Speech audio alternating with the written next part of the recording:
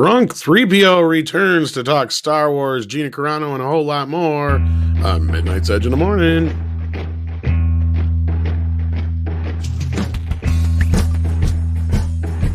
Good morning and welcome to our first full week of 2021. Kicking it off with some Midnight's Edge in the Morning. I'm Tom Connors. With me, as always, is Mr. Andre the Boss Man. Greetings, everyone, and continued Happy New Year. Fingers crossed it will indeed be a happy one. So far, it's been all right. We got Cobra Kai, and Jay had an interesting New Year so far. Isn't that right, Drunk 3PO? It was, pretty normal for me. Pretty normal. It's like every other Tuesday, I think. So, sure.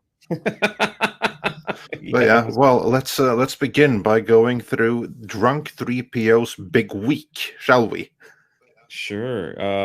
You want me to start? Well, first of all, I'm going to narrate my life because I can do that if you want. Just tell me what to say. He was born a poor black boy. All right, that one caught me off guard. Well, where do you want me to begin? Well, of course, last week, Pablo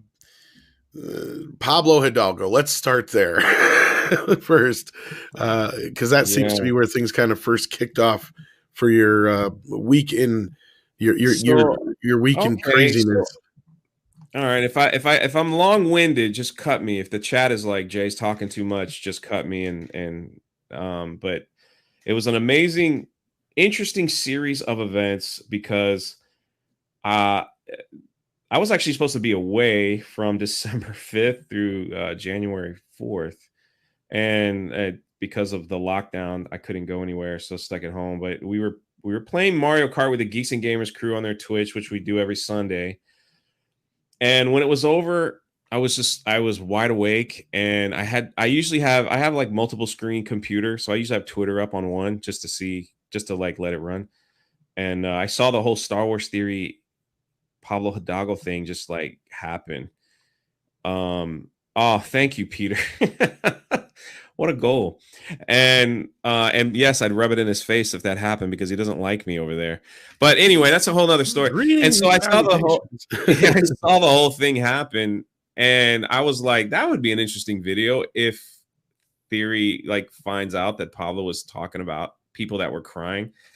And sure enough, Theory was able to get somebody in there and get that tweet. And I made a video that night before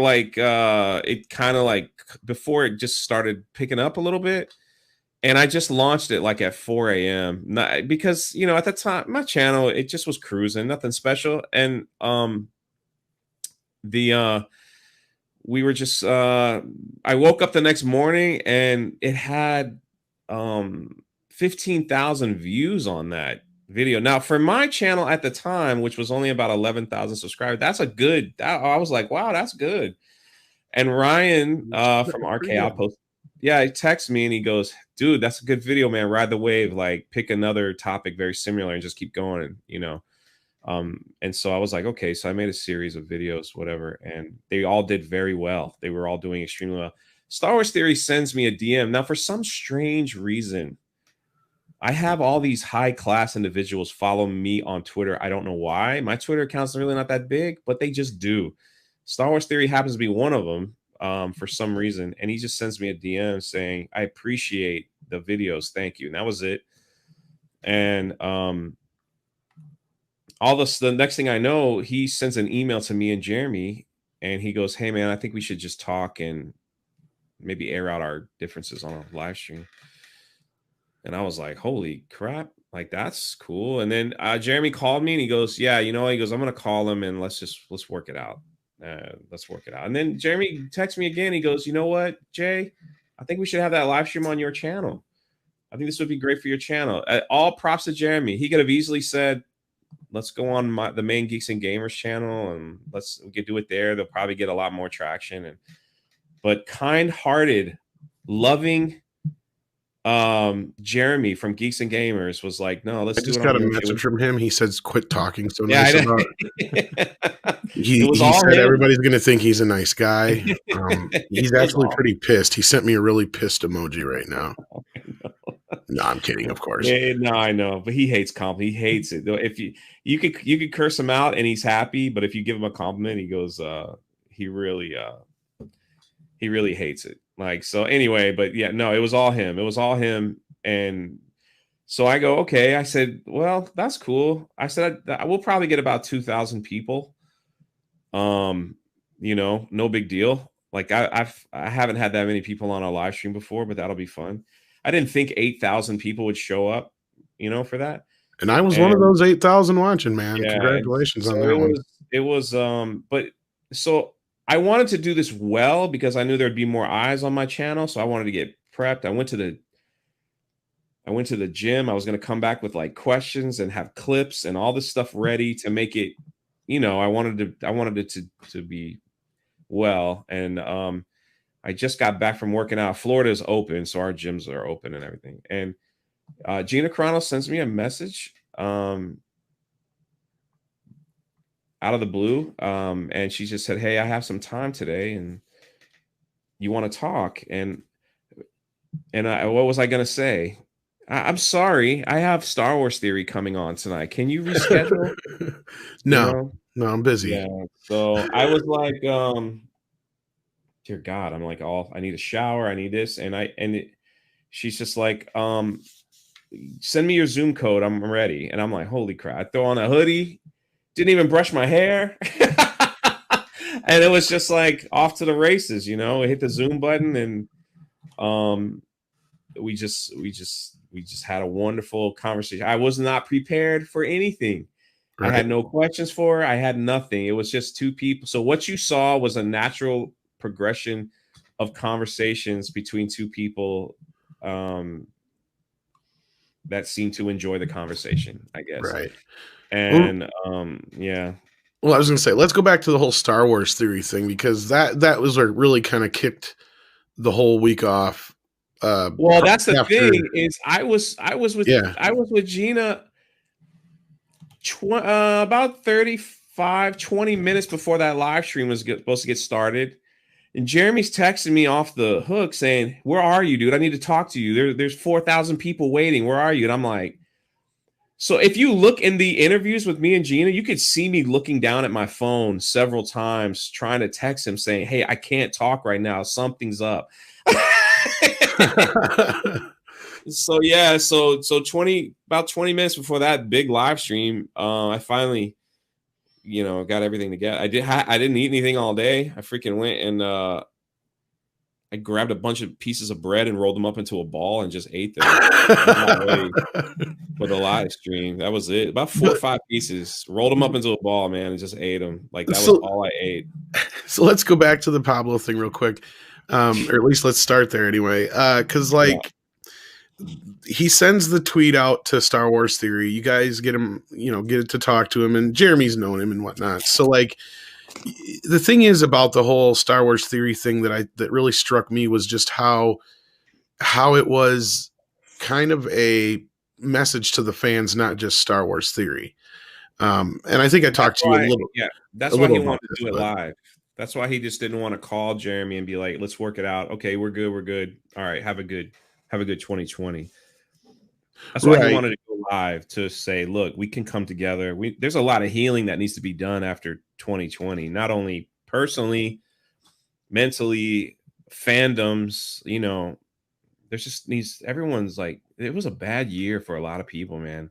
Well, and the thing that really struck me was, and I know you can't really probably say what was said to you in private, but I know you said some of this on the stream, so you can talk a little bit about it, and he did as well. But basically, he got an email from Disney first. Is that how it went? He got an email from Lucasfilm. Or Lucasfilm directly, yeah. PR people, yeah. And yeah, because they of course recognize what kind of shit this can really be a nightmare, and we have to try to like curb this before it escalates. That's my YouTube crush right there, Nerd Cookies. Just so y'all know, she's awesome. And Philip reminds you that you eat balls. Okay. Yeah, I'm having one. I'm having one right now. So what happened was, because of Theory's interaction and the series of things that were going on, the Lucasfilm was trending #1 on Twitter, and Pablo Hidalgo was trending #2, and they were flip-flopping 1 and 2. You know what I'm saying? And so like that, yeah. I mean, of course, Lucasfilm was like, well, hey, we're trending, guys. What are we trending for? Oh, that ain't good. Yeah. The biggest Star Wars YouTube channel, it has a problem with our people. What is going on? And so the crazy thing is, do people complain about Star Wars Theory not speaking up early? Yeah, it's his right to do whatever he wants. The thing that Star Wars Theory got that none of us got was an apology. Whether it's fake, not corporate, whatever, he still got an apology. Yeah, I think that's the biggest thing, is that, you know, Lucasfilm kicked into gear and they saw this problem for once. And I mean, and again, like I reiterated before, I feel like Pablo was speaking more than just a Star Wars Theory. I think he was sending a message to all fans like us who feel like they've had their hero sullied. You know what I mean? And for him to say that kind of thing, especially after all the fanboy tier crap, the antagonizing of the fans through The Last Jedi, just the type of person Pablo has been in public situations, I think it was kind of a big win for the fans to have Disney come out and say, now wait a minute here. And then didn't Pablo try to reach out to him as well? Yes, according to Theory, I got an email that he didn't respond to. Unless he did or didn't, that you'd have to ask him. Well, I know at the time you're talking to him, I think he said he hadn't. Right. Yeah. So, and then from there, then that mysterious tweet popped up that had that non-apology kind of thing in it. And then they were trying to claim it was a joke. It was nothing but a joke. He was just goofing. You know. I'm just glad he didn't claim he was hacked. Yeah, because that's like the other standard excuse. Either you were joking, or you were hacked. That's like when you really screwed up, then you were hacked. Yeah, never fails. Like basically, this is a big bunch of egg on their face, and then to make matters worse for them, or at least for Pablo, especially, I would say, of course, then the Gina Carano situation happens, which is another big win for the fans, because let's face it, Star Wars has not, at least Lucasfilm especially, has not been very kind to our faction of the fan base, and to have Gina talk to somebody like you is a huge win for the fan base, because it shows they are listening. It shows we are being listened to. And not only that, it shows that this current cast of this show does give a crap about what the fans think. And I think that's the biggest thing of all. At least some of them. Yeah. And I mean, we can have fun all day long goofing with the whole, like this. You know, like they got Jay and Cecil on here, but no, everybody's been talking about how Gina's your girlfriend and all that kind of stuff. But let's be real and let's be serious here about it for a second, though. I mean, what this shows is an actual bridge. It's an olive branch. It's an extension of a kind hand to the fans. At least that's how I see it. How do you view it, Jay? I think many people, and I mean many people, came together for the 7 plus or 8 minutes of Luke Skywalker. And it was beautiful to see. I'm not even sure Lucasfilm expected that type of reaction. And then you have this idiot, Pablo, do that, because not only, even if he was joking about Star Wars Theory, everybody who had an emotional reaction to Luke Skywalker felt that tweet or that statement was talking about them personally. Even some of the weird Disney Star Wars show people out there were upset with what Pablo did, and they were commenting. And I do think it was a huge win. I mean, that was a grand slam. And if that's all that happened, like that I think that was a start of this is cool. We can start coming together. My inbox because my email address, I might want to consider removing it, but is on my description, and my email list is filled with people saying, and this is what really gets to me, and I haven't really mentally grasped this. When they saw Jeremy and Theory talking it out for whatever it's worth and say we could put down, and people that watch Jeremy sometimes watch Star Wars Theory and vice versa, and they see the difference. And I was getting emails saying, there's one guy in particular who was saying that he hasn't spoken to his sister in 3 months. And he goes, man, if Jeremy and Theory can come together, I could call my sister and try to make amends. And I did that. And we're talking now. Thank you. And I'm sitting here like, man, we're just idiots talking about Star Wars, and to have an impact on people's lives, like real life, like reality, real life is huge. There was one person that sent an email, and we all reached out, and they were like, man, in August, I was so depressed. I felt like killing myself. I had no reason to live, and there was nothing to enjoy. And I started catching some of your channels, and now seeing you guys come together, it has brought a new kind of hope for me that things can be amends and things can get better. And I'm just sitting here like, man, again, we're just idiots that talk Star Wars. How does that have a positive impact in your life? But obviously it did for certain people, not everybody, but for certain people, which just proves that 2020 was such for me personally, and again, if I'm rambling, you could just shut me up, but 2020 was a terrible year. And I don't talk about this too much. I mean, people know, but I lost loved ones. I lost 2 loved ones in the same week. Yeah. My grandmother was diagnosed with COVID a week before Christmas. She had to spend Christmas and New Year's in isolation. She's still in isolation. She still has a couple more days left. And to me, for a woman who has never been alone for Christmas, or that impacted our whole family. I mean, that impacted us greatly. And, you know, and that's just some of the stuff that just went on. And we all have our 2020 stories, all of us. So I'm no different than, or, you know, mine ain't worse than others or anything like that. But it just kind of seemed like at the end of the year, the universe was kind of like, at least for me, was kind of like, I know you've been through a lot, buddy. I got you. Like, you're going to have a good week. Here you go. You know what I mean? Well, sometimes the universe is funny like that. Like, you've been kicked a lot, and sooner or later something's got to give. And not only that, I think vicariously the fandom was able to celebrate through your wins. And that's the coolest thing, is that, you know, it was that 1-2 punch. Like you said, it was more than just, you know, it's like getting a triple and a homer in one game, right? Like, the odds of being able to get one of the other in a Major League Baseball game are slim. The chances that you hit a triple and a homer, Jay, you pulled it off, man.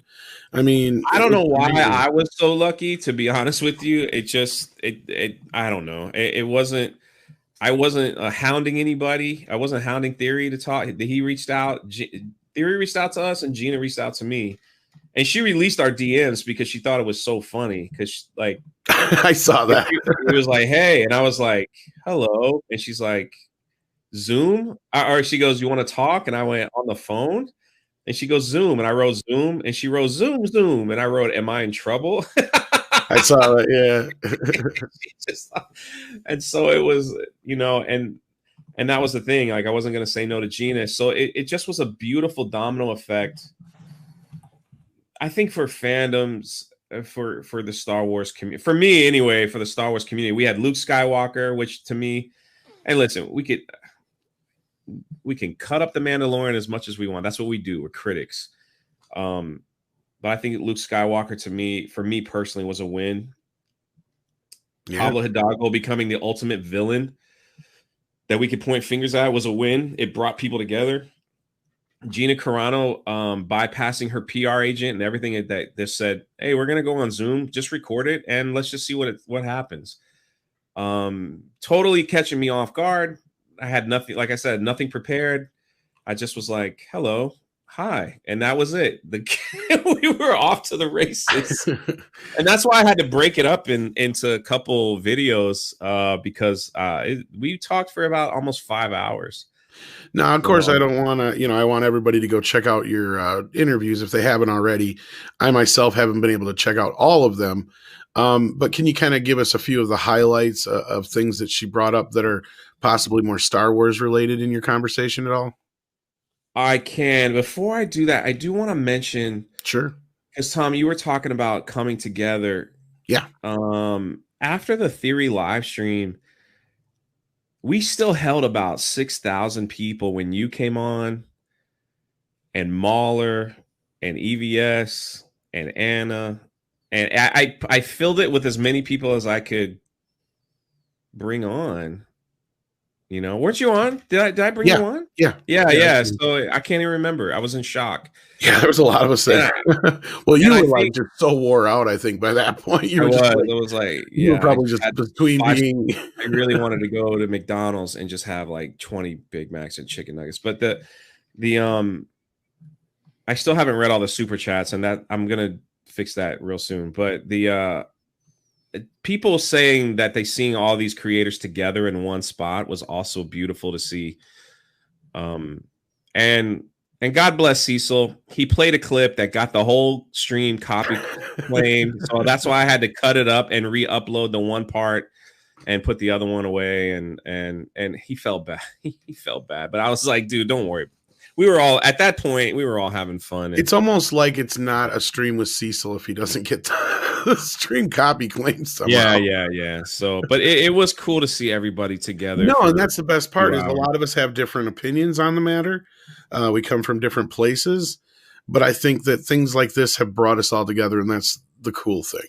Like, we may not all feel the same about the Luke Skywalker thing. We may not all feel the same way about the Mandalorian, but one thing's for sure.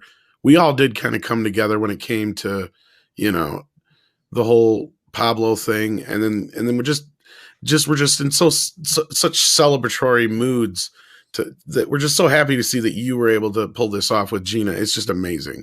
Like, it's a huge win. Like I said, you deserve the credit, all the credit in the world for it. You deserve it. First of all, like, of all the people that I know on YouTube who do what they do, you're the one who has deserved this accolade more than anybody. Thank you. But indeed, honestly, you could, for whatever reason, and this is what I tell other content creators, like, you never know what's going to happen. You never know.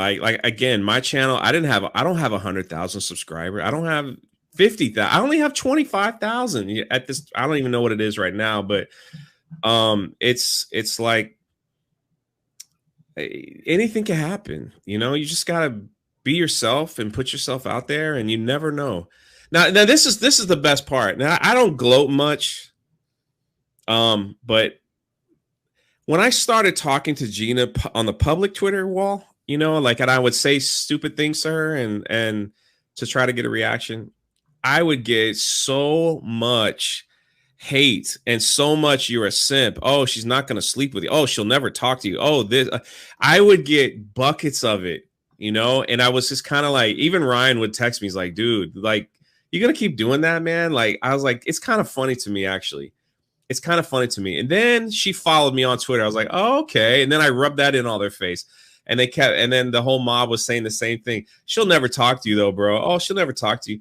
Then she decides to share my YouTube channel on her. And so it's been a fun ride. It's been a fun ride. And she's been absolutely great. And there's more to come. There's more to come. But it's Star Wars, folks. There you go. Yeah. You're here first. Never say never. That's the lesson of the story. Oh, we got a wild EBS in the chat. Oh yeah. How you doing, Ethan? Ethan, my hero is here. Ethan, I love that dude. Ethan has always been. Oh man, I love that dude. So. He's fantastic. Ethan, like, what you guys don't know is, again, as a small fry in a big whatever universe, even Ethan would take time out of his day to DM me like advice and things like that. And they're good people, man. They're just good people, and the way people judge them through Twitter and all that stuff is you know, once you get to know these people, you just realize how good they all have, these great intentions in their heart and everything like that. Ethan's good. He wanted to help me with the Indiegogo project and make sure I was setting that all up, and I just good people. Yeah, I mean, that's the thing is, like, you know, Ethan, Cecil, a lot of those guys, they get, you know, I mean, I remember when everybody was coming after Cecil, it's just like, why would you go after Cecil? You know, it's like, he's the most benign individual in the world. Like, he literally hurts no one, you know, it's like, and then the same thing with Ethan. I've heard some terrible, terrible shit about Ethan, you know, and anytime we've even interacted, you know, I get bombarded with crap. But I think except for Jeremy. Jeremy is earned. No, I'm just kidding. It's 80% true with Ethan, but the other 20% we love so much. So no. I mean, he's never been mean to me. He's never treated me like a piece of shit. Even the first time I met him, I think he was, you know, really gracious with me, and he's always been, you know, really kind. So and Cecil, I love him. I love him to death. He's become a good friend. And, you know, same thing with you. I mean, I've known you now for what, going on 2 years? Or more than that. My what year anniversary for YouTube is coming up January 20th. I think it's 2-year anniversary. Yeah, I was gonna say it's been almost 2 years. So 2-year anniversary. Look at that. Isn't that crazy how that works? It is crazy. Who would have thought? And then we got Stephen Walton in the chat as well. Feel free to plug your book, Stephen, if you want. Let me see if I can get I don't know if you can share the thing or not.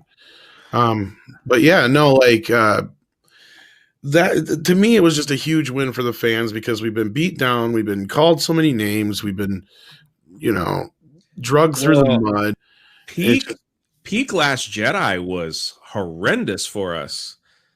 You know, like when we were all saying how terrible that movie was, that was like on my end, that was when you had the director of the movie, like giving people middle fingers and, you know, calling us names and everything. That was peak form as far as hate goes and a hate mob. But I will say this after the Jeremy EVS thing, there was some of my prime time haters. I mean, prime time haters of the Drunk 3PO channel reached out to me and apologized. Not that we're friends, not that we're going to do anything together, but it was more like, hey, I want to start the new year off right. So I'm like, I'll take it for what it is. I always believe in forgiveness. I'm not saying you have to be their best friend, but I can forgive those that have hurt me and just move on, you know, and just like a man, I could shake their hand and be like, all right, you go that way, I'm gonna go that way, but thanks for clearing that up. And two of them reached out after that and just, now were they seeking clout? Were they seeking this? Well, maybe, who knows, but it is what it is. I do appreciate the gesture that's who I am. So, but yeah. I thought that was kind of cool, actually. So, yeah. And I want to also say hail to Yellow Flash, who also says hail to you, Drunk 3PO. Oh, I was on his channel the other day. Were you? Awesome. Yeah, good guy. Awesome. We're gonna ride motorcycles together, man. We might, if I'm in town. Yellow Flash rides a motorcycle. I have a Harley, so we're supposed to link that up sometime.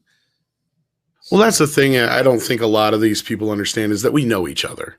Like it's not like, that's the thing. Like, and then they try to like start shit between a lot of us, and it's like, yeah, it ain't gonna work. But no, like it's just so awesome that you were able to pull this off, and you know, not just that, but the whole win for the fans. And like I said, I think couldn't happen to a better person. And you're somebody who's always been someone who looks out for others. And you know, when I first learned of what you did beyond YouTube, you know, that was just really cool. And I know it's not something you usually gloat on, or talk about, but you know, to me, it's just like, that's what this community is all about. Because there's so many of us that do things behind the scenes that we don't talk about. And I know it wasn't something you wanted out in public for that very reason. Yeah, because a lot of haters are just like, oh, you know, he's just doing that for the pat on the back and all that. So I was like, yeah, I don't need to talk about it. So I just put and to be fair, you weren't the one who brought a lot of that stuff to the forefront. It was other people who did it for you. So like, no. And again, like I said, I feel like you deserve this. I feel like this was, you know, karma working its way back to you. So, kudos on you for that. And congratulations all the way through.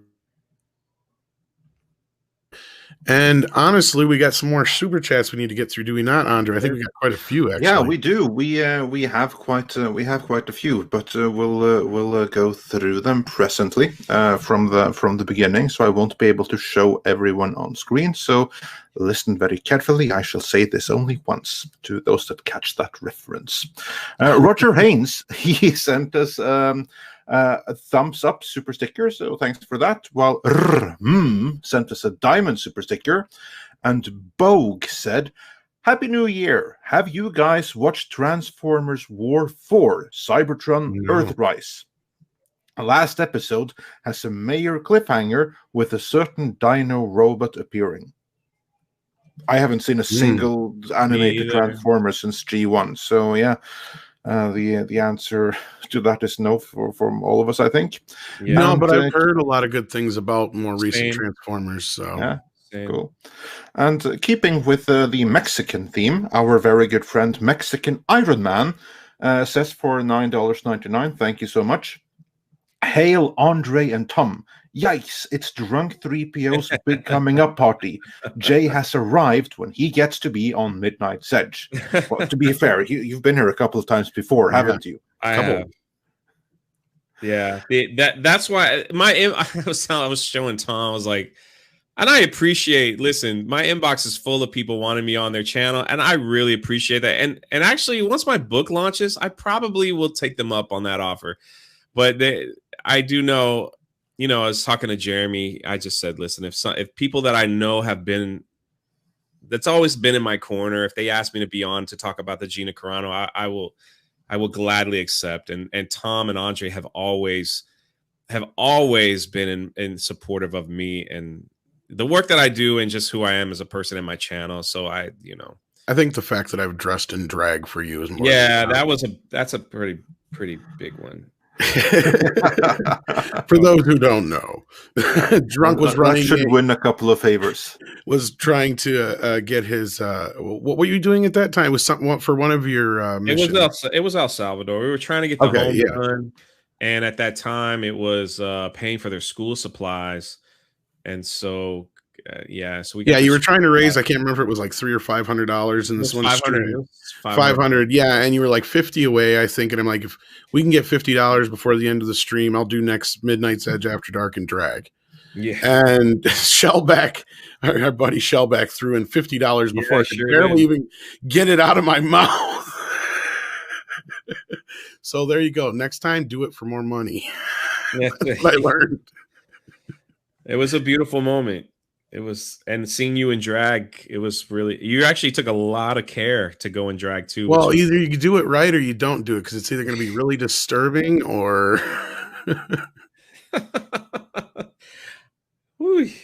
Yeah. Keep going, Andre.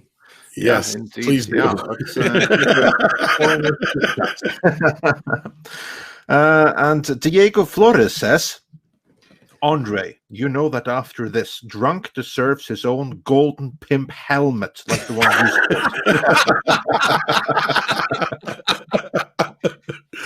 sported. Indeed. Yeah, we'll see if we can. Too heavy for your head, man. Oh, no, man. Listen, in about 5 or 6 days, it'll all just kind of wind down.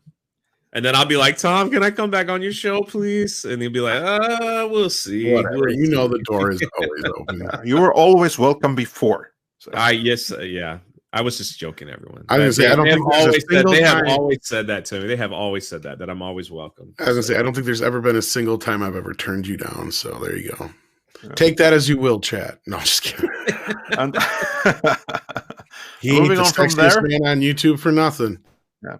Lady Toriel says, Gina is such a great person. Great interview, Jay. Thank you so much. She is. She's a beautiful. Yeah. In every inch of her, she's beautiful. She's beautiful. Well, she just seems like a nice person in general. Like, I mean, the way she carries herself online, the way she carried, and I didn't get to watch all the interview, unfortunately, yet, but like just what I have seen of it, you guys are having so much fun. And, I mean, I think she enjoys getting you kind of riled up in your own way. It's just kind of funny to see, You know, I think she knows she gets you flustered in that kind of way. You know how women are. You know, so this is how I knew, if you guys want some inside scoops thing that's kind of funny. You want me to say this now, or we want to wait? Say whatever you want, man. Go for it. So I had been like commenting on her every time she tweeted something. You know, listen, if anyone takes my Twitter seriously, it's a problem. It's just there to joke and troll people. That's honestly all it is. And so every time she would post something, I'd always post like hearts and like, oh, I'm going to call you tonight. Like, I just do that. It's just who I was. I just to get a reaction out of people is funny. So one time she posted, this was several months ago, she posted something. She's like, the real heroes are teachers and stuff like that. And I wrote, this is the first time she ever responded to me. I wrote, I'm glad to hear that because I'm a teacher. And I put a bunch of hearts. And then she responded in a joking way, I don't believe you. And that just triggered, because my grammar and everything is just, it's just terrible on Twitter. And, you know, how I read super chats is terrible because I don't wear my reading glasses. So the words are half blurry. And so that, to me, I was like, okay, she's definitely been following my Twitter account, because for her to say that, like, make that. And then I asked her, she goes, yeah, she goes, it's been pretty funny. And then of course I've made a lot of pro Gina Carano videos on the channel, and which she said, yeah, like I've seen them. She's like, thank you. So like that, but that's how the whole thing kind of got started. And so then the whole candy corn thing really, you know, that was a big one for us. When she came out and says, oh, gross, I hate candy corn, you know, and everybody knows I'm the candy corn king. And so it was like a big a fun Twitter war over. And so she messaged me, and it was basically, you know, like, basically she was like, I'm really happy to see people laughing on Twitter and not be so toxic, because she would say that to me, and then all the replies would be just fun little, oh, Jay, you lost. Oh, hurt, your heart's broken. You know what I mean? And I told her, I said, listen, the trolls don't bother me. The haters don't bother me. Keep it up. If people are laughing, if people are smiling, then that's what we need to start sharing more. And so don't back down. Like, it'll be fun. So she was like, I won't back down. And then that's just kind of how the whole thing kind of got started. I never went to her DMs or anything like that. It was all in public, like, it's all public tweets. So yeah, well, I think a lot of people have had fun with, like, that's the thing, is we all been kind of poking fun with it and having a good time. And I'm good with that, because I think we have lost people don't laugh like they used to anymore. We don't laugh at each other, you know, and like, people get so mad at the dumb, and you guys all report on this. People get so mad at the dumbest thing, and they're just so triggered by it, you know, that they start these dumb hashtags, and they're upset, you know, that you don't have this in your bio, or they're upset that this person doesn't have the right hair color. Or and the same people are getting upset because she's talking to you. That's what's even better. Exactly. Exactly. And it's just like, why does that bother you? Why can't you cheer for somebody when they finally win? Why can't you just laugh when we're all laughing at each other? Why can't, you know what I'm saying? It's just like, excuse me. It's just, we've just lost this ability to laugh and laugh at each other. And I don't mind people laughing at me with stuff like that. It to me, it's kind of funny, because at the end of the day, if I don't want to see it, I just put my phone down. You know what I mean? Yeah. Just put my phone down, and whatever criticism or hatred, and believe me, the hate is flowing through many people right now. I mean, they have found my email, they have found my Instagram, they are messaging me, and just they want to know that their message got to me, that they want me dead and that they hate me because of this. And it has been, I'm just like, golly, how could an actress and a low budget YouTuber talking get you that upset that you want a person to die? It's beyond me. I'm like, man, you either need to get laid. It destroys their truth. You need to get some drinks. You need to get some friends. You need to. You just need to go out of your You mean house. they might need to get out of their mom's basement? Oops, did I say that? Gosh, I'm just like, and then for you to take the time to write a well-worded letter of your hatred for little old me, you know. I respond to him. I just go, I really love you, you know, and that's it. That's all I say. Oh man. I was like, but I love you. So it's like, why would you want me dead? Oh shit. So I love you, Jay. Before we just get to them extra. I was gonna say, before we get any more super chats, there is a bit of, I wouldn't call this breaking news. This has been kind of going around, but there's a huge rumor going around that Jodie Whittaker has walked away from Doctor Who. It started last night on the Mirror, and it has gotten its way up through many of the big papers. And our good friend Mikey Sutton, I believe, has reached out to the BBC, and they refuse to comment. Oh, that's true then. That's what I was thinking. You know what? I remember we had a rumor from this before. I don't recall if it was Nerdrotic or Mr. H that reported on it. Perhaps it was both. But that rumor was that her agency saw the numbers, and they saw that this Doctor Who association is completely damaging you. That's what this is universally hated, and you need to get out of this because this is going to tank your career. So get it now while we still may be able to salvage something here. That's what I was thinking. Yeah, and that is the rumor that was going around, and it will be like a very, very easy check for that rumor. Is she going to drop out? Well, then that adds credibility to the rumor. And right now, when we have all of these things, well, then that certainly adds credibility to it, doesn't it? Yeah, but don't get too excited, because like Yellow Flash pointed out here, they could just turn around and replace her with someone even worse. Oh, they are. They are, because like the Daily Mail, I was actually reading about this. They actually already have like a poll of who they think is going to be next. And their favorite to replace her is someone called Michaela Coel. Remember when Whoopi Goldberg wanted to be Doctor Who? Yeah, she kind of looks like a very young Whoopi Goldberg. So she might get her wish in one way or the other. Yeah. I don't watch the show. So I haven't either, but I tried. Okay, because Gary wanted us to watch it for Friday Night Tights. I tried.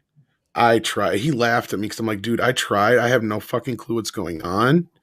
I mean, I used to be able to jump into an episode when I was a kid and at least be able to follow it, you know? And I tried so hard for like a half hour to watch, and I'm like, I have no clue what the fuck's going on. The only person I really know who is anybody is Jodie Whittaker, and that's just because she's everywhere. You know, I was just totally fucking lost. I know what Daleks are and shit. You know, like, yeah, but other than that, I was just like, this just makes no sense at all. I felt like I was watching Star Trek Discovery. Yeah, that's a high praise for Doctor Who right there under Chris Chibnall. High praise when you feel like you're watching Star Trek Discovery. Mr. Chin Balls. Yeah. We got credit to Mecha Random for that one. I think that was her fuck up and it stuck. But we have a few more super chats to get through, and then we can get into Doctor Who and everything else shortly afterwards. Spider Unlimited says the fandom coming together and celebrating like the end of Jedi. Indeed. And comic artists Pro Secrets, he said, we believe in drunk 3PO. Thank you. And getting back to a little bit more of the jokey stuff, Joel Blum says for 50 Swedish krona, drunk and Gina sitting in a tree. Great interview. A bit worried, she sounded a bit sad talking about Kara's future. Doesn't bode well. Any comment on that? Yeah, I have a big scoop on that, and you ready to hear it?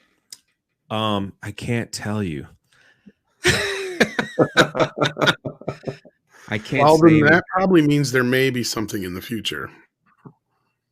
Because if there wasn't, she probably could have told you that, or you could say that. But well, we shall just have to wait and see. We don't want to get anyone into any kind of trouble here, so we'll just wait and see, and we'll wait for Jay's scoop on that. Yeah, let's just say I can't say.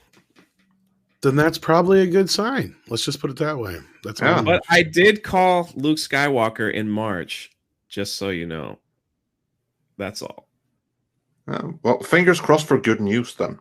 And no, Gina doesn't tell me any insider secrets at all, ever.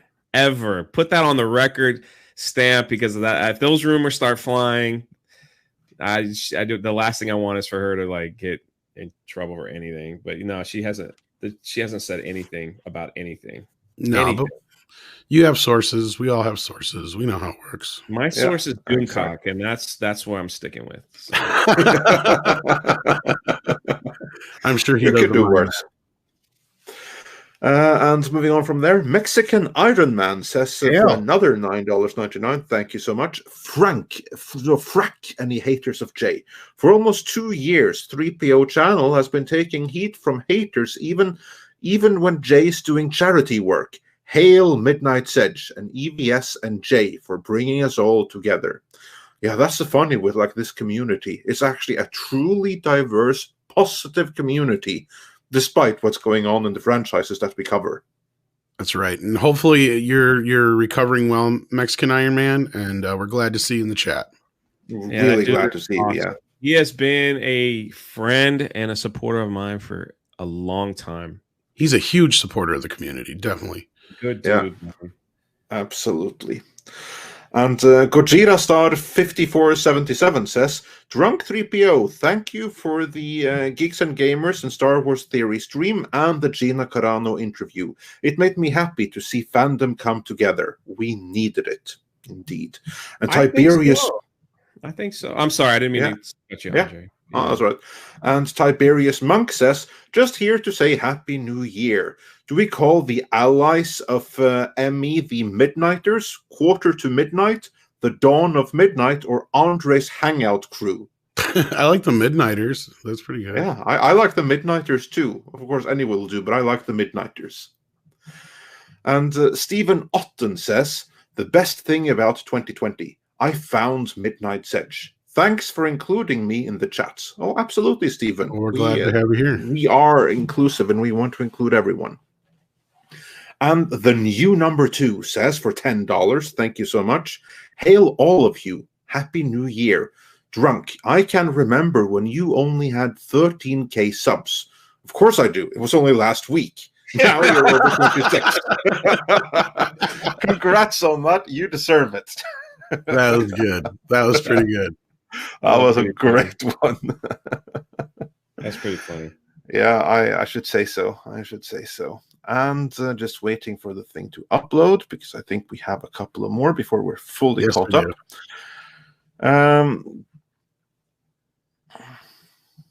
And Christopher Tuck says, watching High Stream Republic now. They said plants will be the antagonists. Are you serious?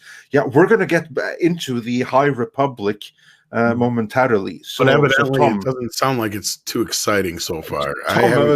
Meanwhile, while I go through this, see what you can find out about this plant stuff, because that sounds like a joke, but it's probably so dumb that it has to be serious. Well, they're doing some live stream, I guess. Yeah, Mr. Tickle Trunk sent us $2 Canadian super sticker with a little puppy, so thanks for that. Curtis D of Montana says, "Hail Drunk 3PO, hail Andre, hail Thomas. Thank you for helping me and my wife get through 2020 with fun and laughter. Please keep up the fun. Oh, we shall do our best." And sent us another super sticker with a heart. And Mr. Tinkle Trunk also says, #Jay missed our super chats. Yeah, I'm going to get this week coming. I'm going to do a live stream, which will probably last 10 hours as I read through them all from the past week. Yeah, I'll get to him. And Andrew says, I love the fact that Drunk 3PO has brought the fun back to Star Wars fandom. Thank you for rising above the hate. Legend. Oh, Pablo, don't look too retired in this. Appreciate. Yeah, just to think what Pablo Hidalgo started. I wonder if he's proud. And Captain Robert April says, Drunk 3PO, the fandom menaces goodwill ambassador. Well, the founder 865 says, guys, I know you don't want to, but when is your next Star Trek Discovery review? I think 2 episodes are outstanding for you to review. Sorry. Yeah, you're right. This week. Maybe tomorrow, maybe Wednesday, but one of the 2, I would imagine. Curtis D. of Montana wonders, Andre, have you seen Mortal yet? Jay, YouTuber never gave me a notice when your live stream with Gina, so I'm sad to say I missed it live. Well, you have the replay, and no, I haven't had time to see Mortal just yet. You have to give me a few weeks. So you didn't do the interview live, though, right? Yeah, it was a premiere, so it wasn't a live stream, but I premiered it. So when you watch the replay, it's exactly how it took place. Nothing was live. And People and Podcasts sent us a $5 donation with no message, but thanks anyway. And Stephanie Janishek's Smuggler's Cantina, I guess, says, what did I miss? And on that note, High Republic. Tom, what have you been able to find out about the High Republic? It looks boring. That is having some kind of reveal right now. Yeah, because from what I understand, like this High Republic is like a book initiative or something. And that's how much I care. Yeah, I'm not getting much from it. Yeah, I think it's some kind of like it's a book thing. It's not one book, but like a series of books. Yeah, like comic books and era or whatever. Comic books as well. Yeah, that's what it looks like. The chat is showing me so much love in the super chat. Thank you, guys. I see it. I know I can't read them all, but I see all your comments in the chat. Man, I'm a little taken back by it all. Thank you.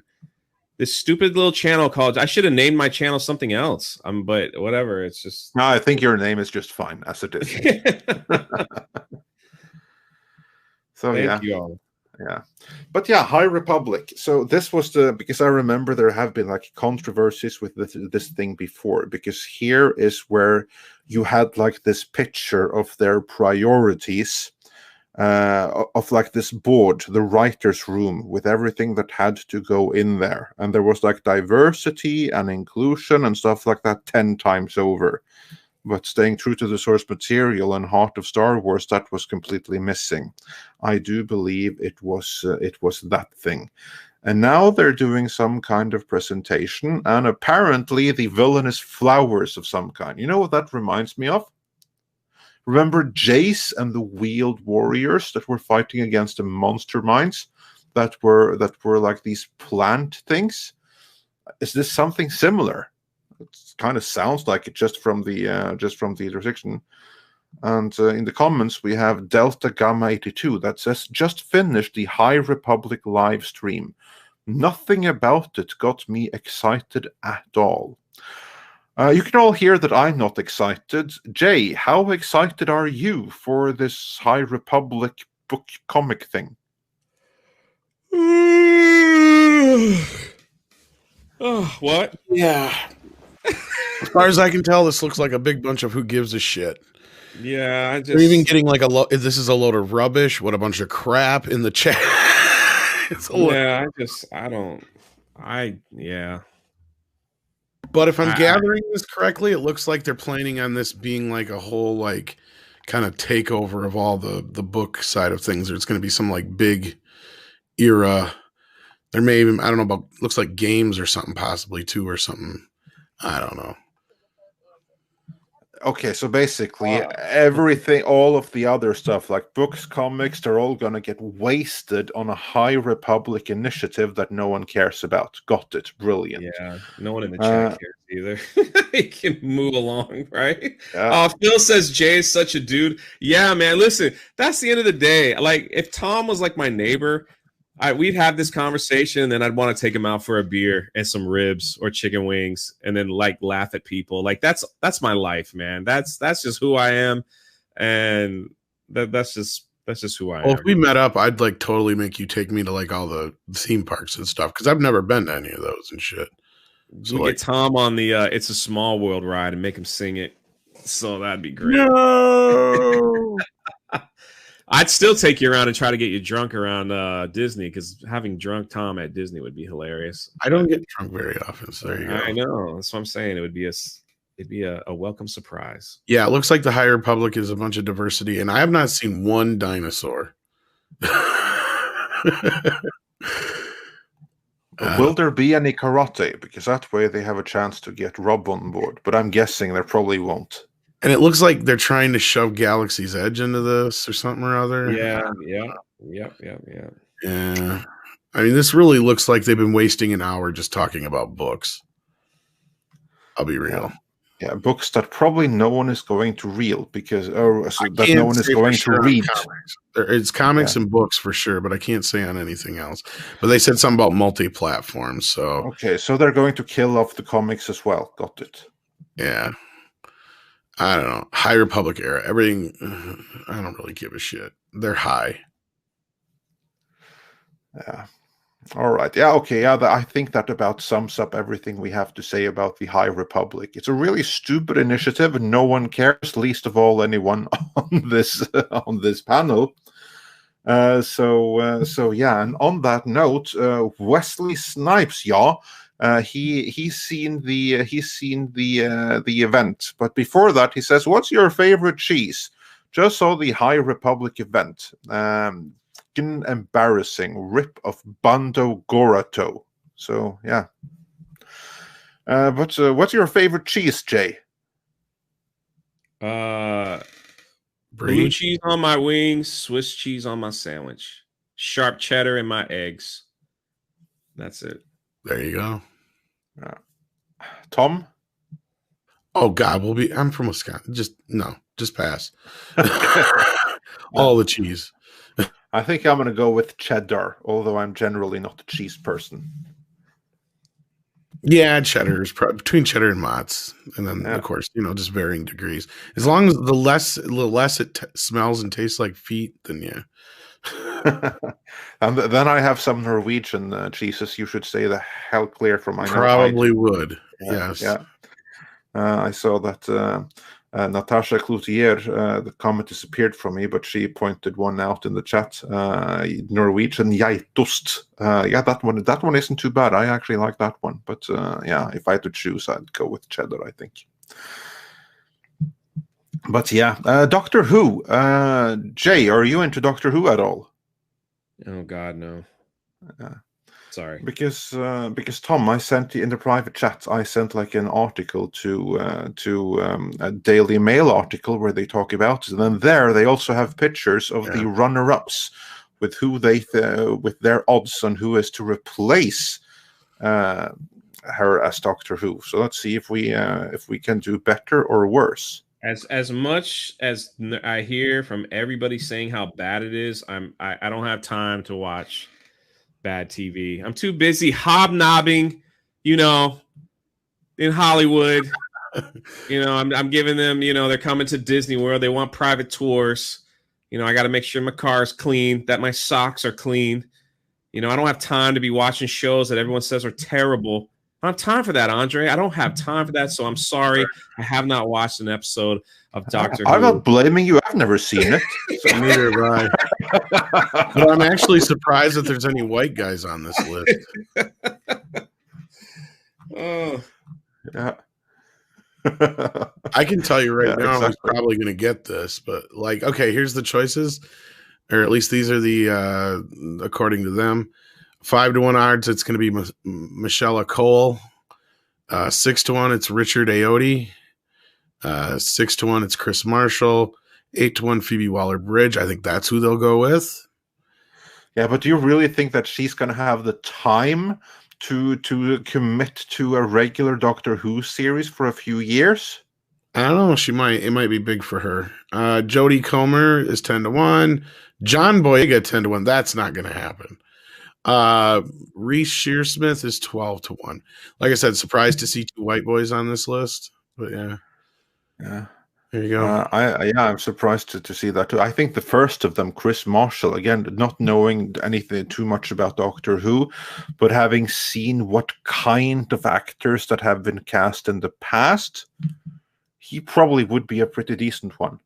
Oh yeah, as far as like actual decent choices, yeah. But the reason I picked her is because for two big reasons. A, she's not as big as John Boyega, so she's gettable.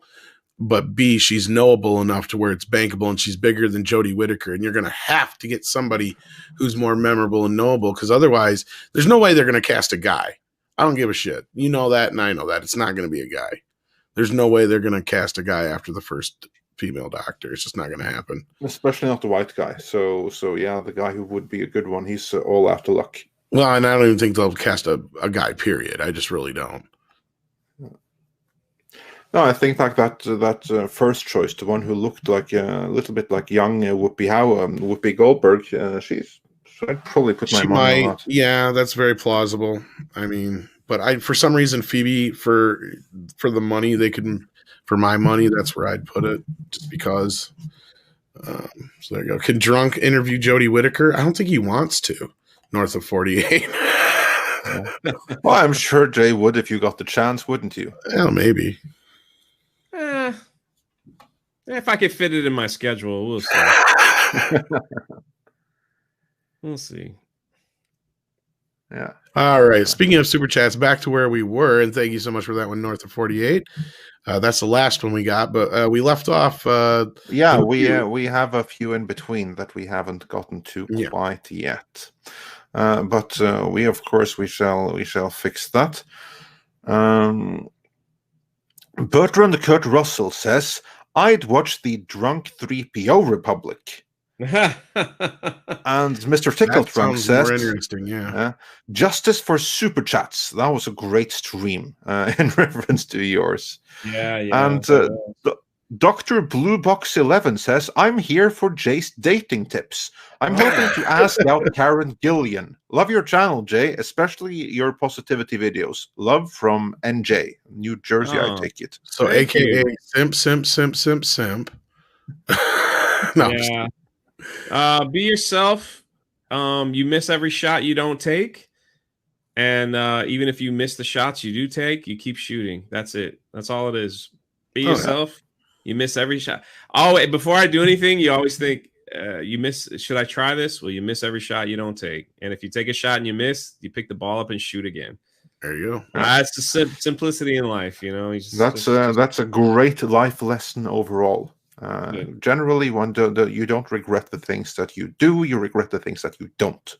So, yeah. Shadow Fenrir 24 says, Hail ME and Drunk. Thank you for making my morning after PT. I'm in the army. Thank you for bringing the fandom together and inspiring me to do videos. Oh, awesome. I'm very glad that you're doing that. Yeah, and thank you from the bottom of my heart. Thank you for your service. Most of my family are military people, so thank you for your service. That means a lot. That means a lot to me. So.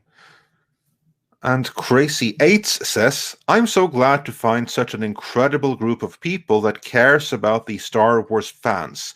Love the conversations and can't wait for more. Oh, there's more. There's a lot more.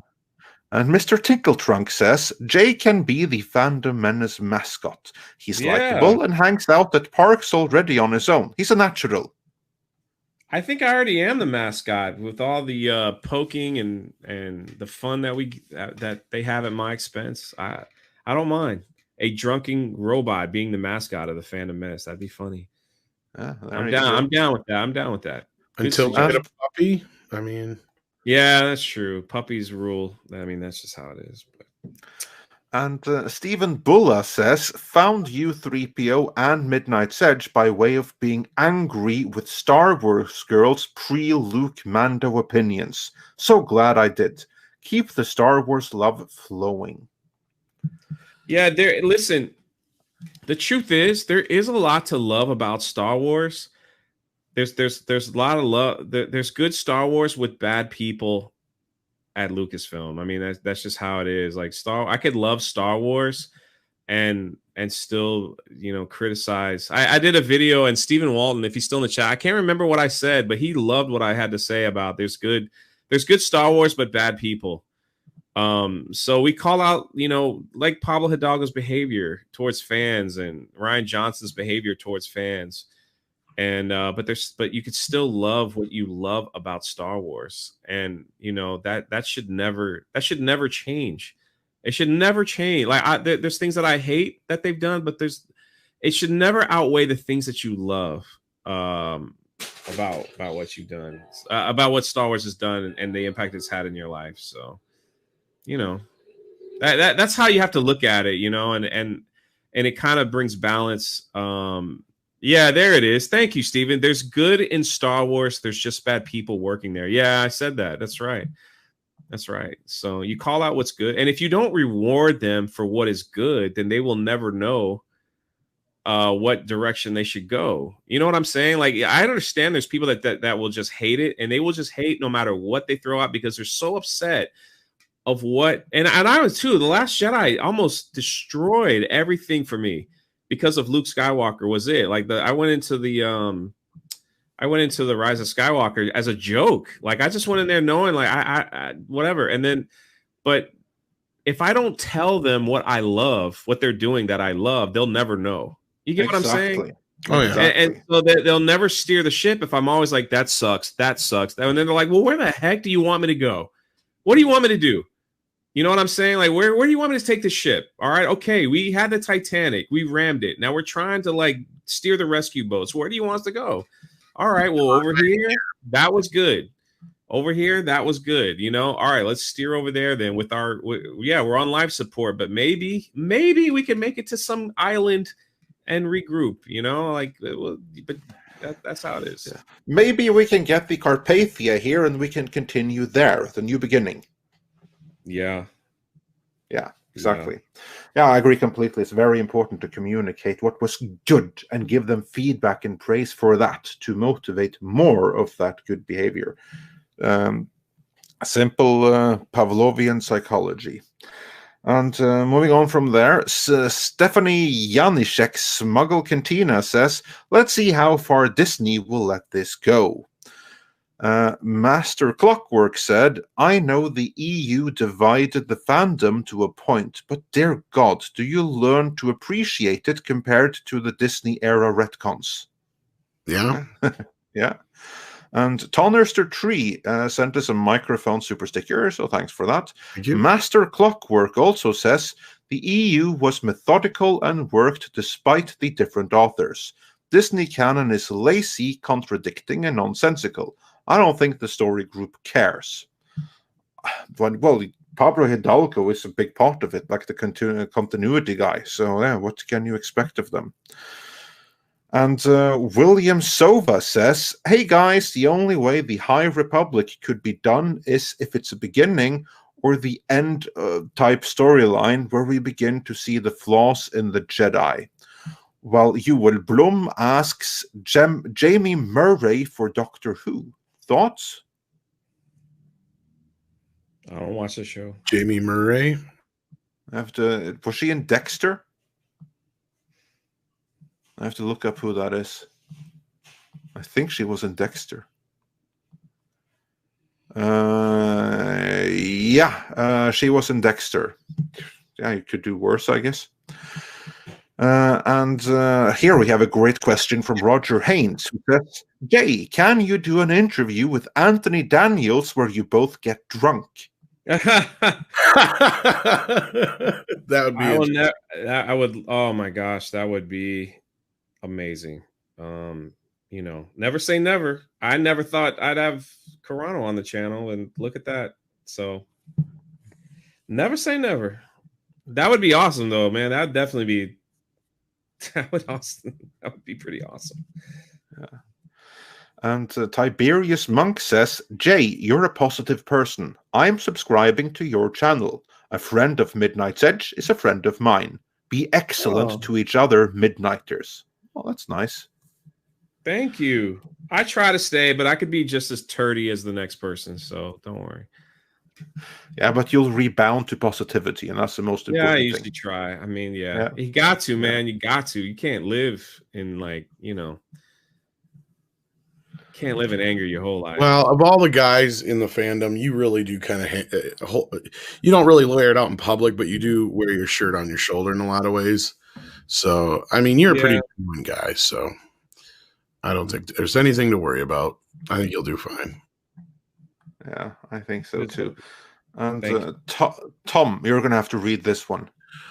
Bitty, bitty, bitty. This droid gives props to 3PO for his Gina interview. You did us proud. Bitty, bitty, bitty. Thank you. Thank you. That's I haven't watched that in a while. I can't remember if that's what he sounds like or not. Oh, it's a bit faster, but otherwise not too bad. I was going to say, I've got the Blu-rays. I just haven't somewhere. Or Buck Rogers somewhere. So, yeah. Cedric Taylor 08 says, does it really change anything if they did the Republic? Most fans are gone. Kathleen Kennedy is still there. Well, I don't think the Republic really matters, the High Republic thing. I mean, it's so far out. Anyone cares. I don't think anybody cares, and B, at least it's not anything that's seemingly going to trample too much on modern or the Skywalker era, I guess. Yeah, probably. Culture Casino sent us a unicorn super sticker, so thanks for that. And Mr. Tickle Trunk says, Jay, when are you taking auditions for stoned R2-D2? I know there's a sober R2-D2 running around. Yeah. And there's a lot of parodies. There's a Jay Carano account now. There's Jay Carano. Just running around. Yeah. So should we call you Mr. Gina Carano from now on? Is that what you're saying? No. Blue Marvel comes in with $5 with Kathleen Kennedy and her squad at Lucasfilm. I won't have any hope of good Star Wars till John and Dave take over. Well, they're in their own little pocket universe, and something keeps getting said to me by several people. And that is like multiverse or divergent storylines is another one. So again, this whole thing keeps heating up of we're going to have like a multiverse within Star Wars now too. Just so I think it'll just help, disregard some of the crap and, with the battling factions, maybe both sides will win for a while. And then eventually what's decent will take over. The cream always rises to the top. So there you go. And moving on from there, we had Malbrain who says, I now simp for a gay tin man with a drinking problem. My goodness. Are you talking about me? I'm not gay, but wow, no, but okay. Kind of gay. Physicality Channel says, after watching Gina interview, I got the coronavirus. There it is. Coronavirus is what it's supposed to say. Yeah. I've had that for some time now. Yeah, I was gonna say, I don't know if there's a cure. You've had it. Yeah. You can't get rid of it. You can't shake it. You even talk to her and you still have it. So there you go. Oh yeah. Drunk BB-8. Wait till we meet together. Like, boy, the internet's gonna lose their mind. Oh shit, yes. Everybody's already shipped you. So Roof Korean shot Pablo Hidalgo. Hell drunk Tom and Andre. I assure you he's been retired. We are blessed that Gina is so down to earth, renews my faith in some of Hollywood. Oh, yeah, about the Pablo Hidalgo thing. Well, he's in all the videos for the High Republic thing. He wasn't on the panel, though. That's one thing I noticed. But he was in the videos would have been pre-recorded. Like, they didn't record them like earlier. It was all premiered. It was whatever. But no, like, they showed several pictures of the writers group at a table, and Pablo was damn near the front of the table, so... Yeah, so that would that's a proud product of the Kennedy faction. Yeah, they all looked like the Kennedy faction. Yeah, I can imagine. They looked right too. Like, I'm sorry, like I don't understand this where people think that you sound so smart trying, and when you just sound like a smug idiot. That's all I'm gonna say. Yeah, well, I guess that's kind of the mentality that they got going in Kathleen Kennedy's Lucasfilm, in her faction of it. That's the going mentality. That's probably what she is like, and that's people like her that gets hired down the line. So you end up with a bunch of nasty, nasty people, which you can totally tell from their interactions with the fans. And then contrast that to Jon Favreau and Dave Filoni and the people that they've brought in, such as, for instance, Gina Carano. So you're going to have to translate this. Yeah. Anders, Midnight's Edge. I read on Twitter that the Norwegian which doesn't look like that, that's a Swedish one, might be part of White S. Idiots. Yeah, well, if some white S's wants to appropriate the Norwegian letter for their own use, then I'm not going to change my usage of it in my own language, let's just say. I think Star Wars invented the word Drunk Studios loaf of bread. They're speaking of parody. What does that even mean? I have no idea. Oh, is that because I said I had to run and eat rolled up balls of bread in between because I didn't have time to make a sandwich? Well, that's what I love about the chat. These guys, they're so quick to the draw. Is there any butter around? I feel kind of grain. That's actually good. That's pretty funny. No, I don't put bread on my butter. I use cream cheese. So you got bread that on wrong. Your butter? I put butter on my bread, but or either way, yeah. I don't, either works. Yeah, but I'm cream cheese kind of guy, man. Cream cheese. Mr. Tickle Truck, thank you so much. Says started the parody account wars. Well, I remember Jeremy had that army, like the Jer army. It kind of grew and then it faded out because he left Twitter. I told him, I said, I'm about to rise up with my own. You better get back on Twitter. You know, Mihan. Episode 8. Wow, what is that? I still only see the Swedish one there. So, yeah. Regardless, if that's the noise it makes, it fits. Boba Fett. Well, we got the only Boba Fett in the chat, it looks like. Do you guys like my old armor or new shiny armor? That's a good question. What do you guys like? The Jay, which one do you prefer? Of course, I like the battle damage because I think that tells a story. But I wasn't that upset with the new shiny armor. It would have been nice to see him do it. That's all. Like I would have liked to see him clean it. You know, it just not just show up and go, okay, oh, that's different. So I'd prefer the cleaner version, yeah. You know, the old armor, you know, when you have scars, they each have a story, you know, or made up stories, but people that have scars, so you know, stuff like that. So yeah.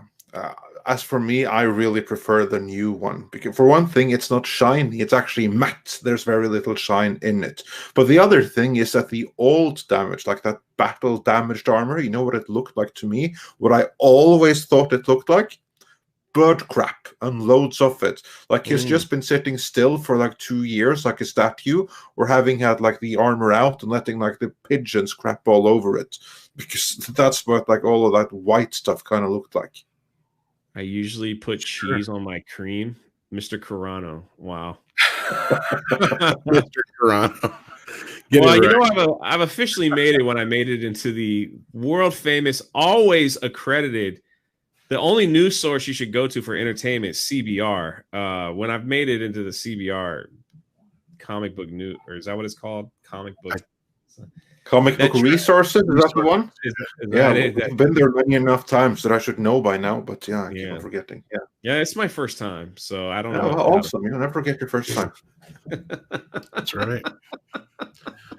Oh, Lord. So basically, this High Republic thing is a non-story. It's really a complete dud. So, yeah, that's what it looks like. I mean, I didn't obviously watch it. If it comes and goes as quick as it comes out with no, you know, selling. The problem is, like, the thing with the Galaxy's Edge, it's just gonna be, they have been trying to make Galaxy's Edge or Batu, whatever you want to call it, they've been trying to make it relevant since they realized they screwed up by opening it. and doing it wrong. So like there's all kinds of books for sale that nobody's buying where it's like, hey, Han Solo is here, it's relevant. Hey, this person's here, it's relevant. And now they're adding it to all these little books to try to make it relevant. At the end of the day, it looks like they could make they might be making a few changes, which is a good thing. It's a good thing. It's a good thing. If they change Galaxy's Edge to feature what's popular, I say that's another win for the fandom. It's another win for the fans because then they get to see what's popular, not what they're trying to force. Yeah, you know. Well, I've seen stories now. I mean, I know you were talking about this as well, but I've actually seen other stories out there in the internet's worlds about Galaxy's Edge switching over to a more Mandalorian friendly scheme. From what that's what all the kids want. Like they show up there, like, where's Baby Yoda? Where's Mando? Where's this? Where's Ahsoka? Yep. And they're like, no, we have Kylo. Who? Who's that guy? They don't even know who these people are. Like my brothers. They probably don't even want to meet that loser. It's crazy because my brother's children, they saw The Force Awakens. I think they were younger, but they had no interest to seeing the other ones. But they actually do have an interest in The Mandalorian. He was telling me that they watch it as a family and everything, and I'm like, because Baby Yoda draws in a certain demographic, you know, and then or whatever you want to call that thing. But then but then you go to Star Wars land and none of that's there. Mm. You're just kind of like, you know, that's a big win there, Lucasfilm. Way to go. Yeah, let's have a Star Wars land with no Star Wars. You know, crazy. Yeah, that's how you do it. Moving on with some super chats. Cedric Taylor 08 says, now that the doctor has quit, I will now be a black trans cat. Well, that's what you want to be, man. Yeah. Tom, you're going to have to do this one.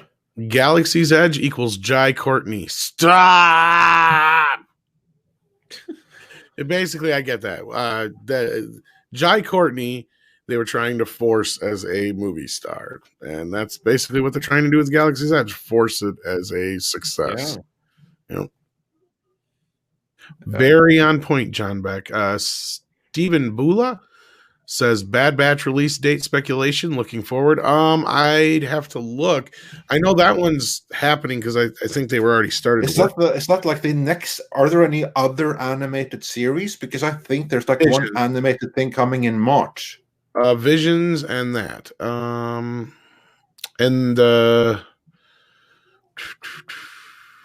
Supposed to be coming in 2021, so that might be it. Doesn't have a date, just says 2021, so that may be the one coming in March. And I think they were farther along on that one because that's the spin-off from the Clone Wars. So I think I've heard that it's coming in March at some point. But we'll just have to wait and see for that. We'll just have to wait. And the Revolution 2 wants you to keep your uploads regular, Jay. Well, that's a big part too, Jay, as far as keeping, you definitely want to try that to make sure that you're doing regular uploads.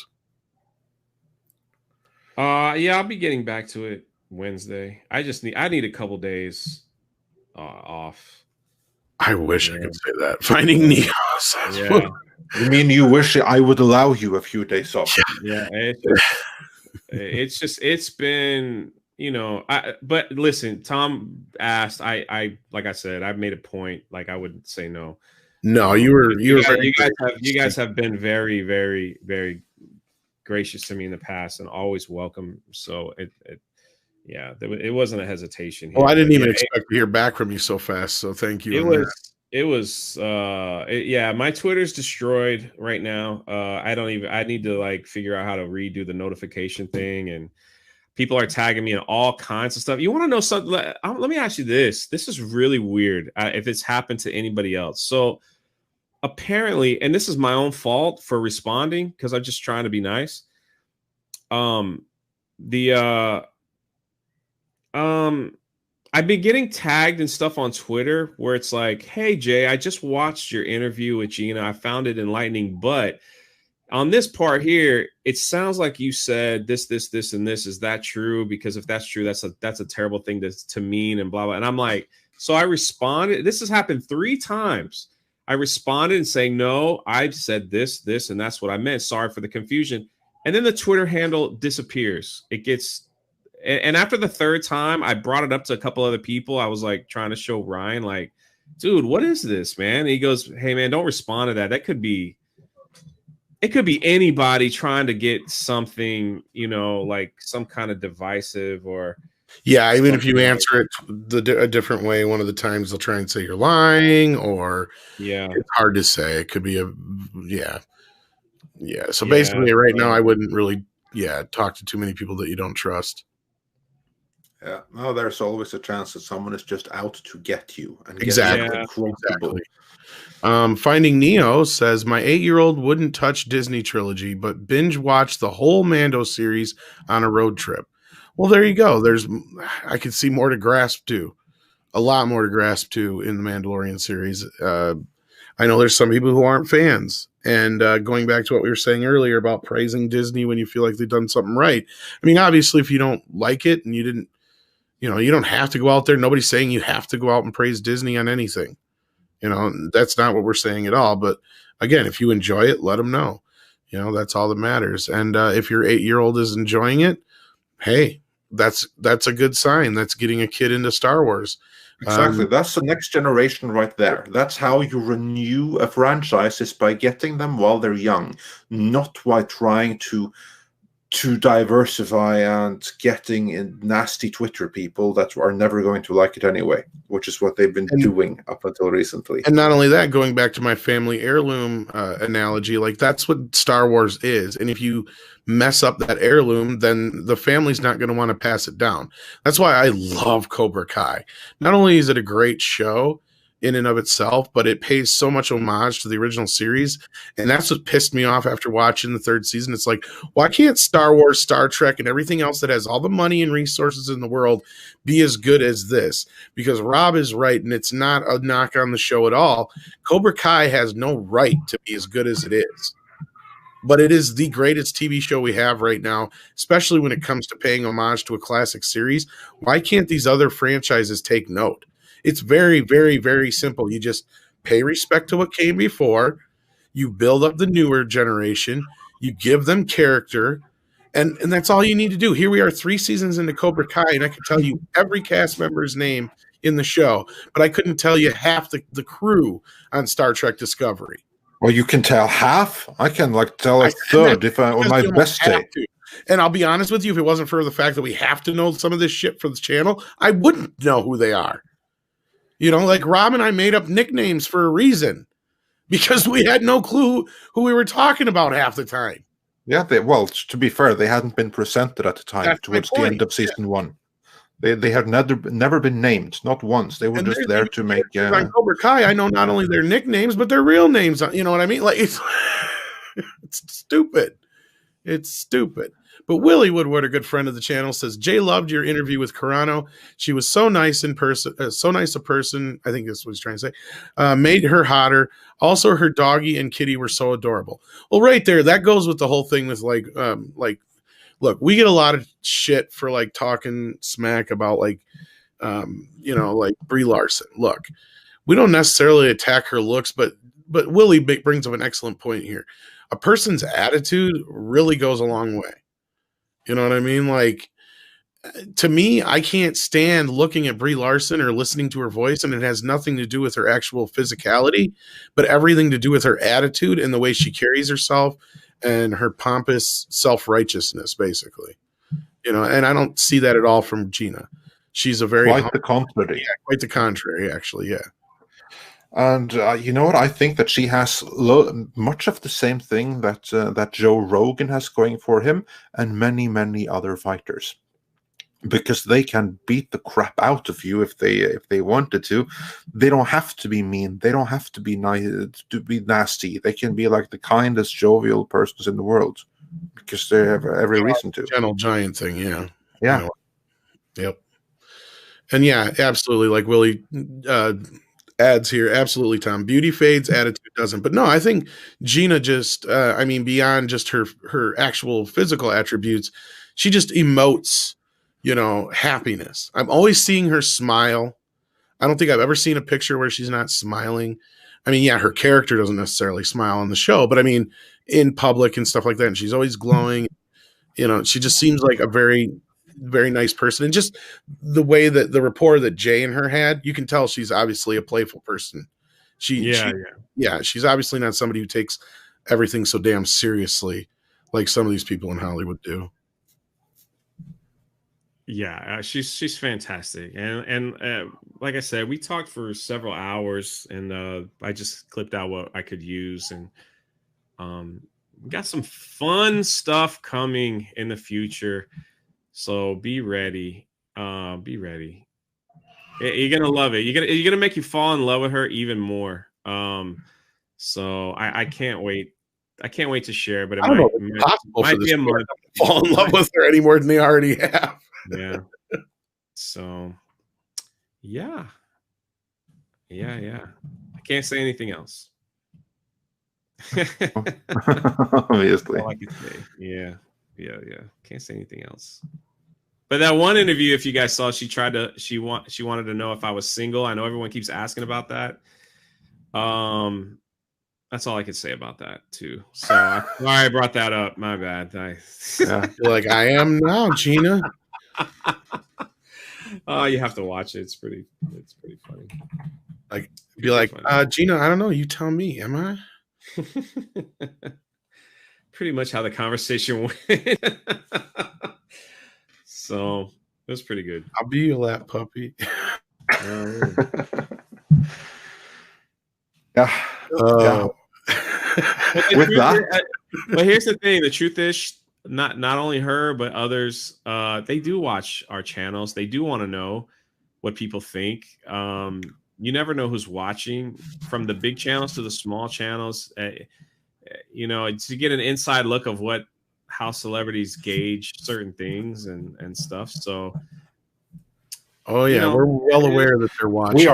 We are very, very well aware of that, because we've, as you all know, we've had quite a few people on, of like celebrities and producers and even directors and stuff, and they were, most of them, I'm not going to say every single one, but most of them were very, very well aware of who we were.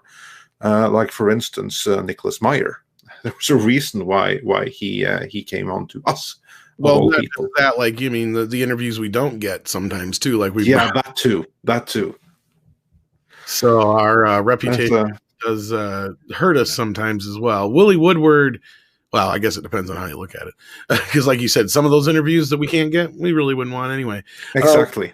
Willie Woodward says again, yeah, Tom, Jay is a lucky schmuck. That he is. But you know what? He deserves it. He deserves it. There's no one who's worked harder in this community for not just himself, but others, obviously. And, there's no better person, I feel like, that it should have happened to, as far as getting all the praise and attention. Because, you've done a lot for the world, and you put it out there and it comes back to you, man. Exactly. Stephanie Littlepage says, Gina Carano, nice and cute. Brie Larson, grating, gets on one's last nerve, and God forbid you should express an opinion on her channel. Keep your opinions to yourself. Yeah, especially if you're a white dude. A 40-year-old white dude at that. Yeah, exactly. And Silver Nova says, Happy New Year, guys. Do you think we have finally reached the stage when the general public has had enough of woke movies and shows? Oh, we've gone past that, but the question is whether or not they're going to quit making them, and no. Yeah, exactly. That's the thing. And with this whole situation right now, I'll be honest, not gonna make it better. One big woke fest. Oh yeah, absolutely. But you know what that is? That's a good sign, because what they've done is they've delegated that faction to a little pocket universe. You notice that? That we can all ignore. Exactly. They're not they're not playing with an era that they can really mess with anything in. That's the best part. Yeah. And this goes to fit with what we have heard as well, that everything that Kennedy is doing, yeah, she can do it, but it's going to be like these stupid little side projects that are isolated from the Mandalorian and the stuff that the Mandalorian is setting up, which is where the future lies. In the words of Amy Pascal, they're going to be adjunct. Exactly. All right. Did we get that last one, or yeah? Yeah, we got that, but we haven't gotten this one yet. Joseph Bienowitz says, "Hey Jay, I mess with a lot. Seriously, good luck. You got the spotlight. Just keep up the good work. Hail to Midnight's Edge 2. Oh, thank you. See you on Park Hoppin'. Oh, see you there.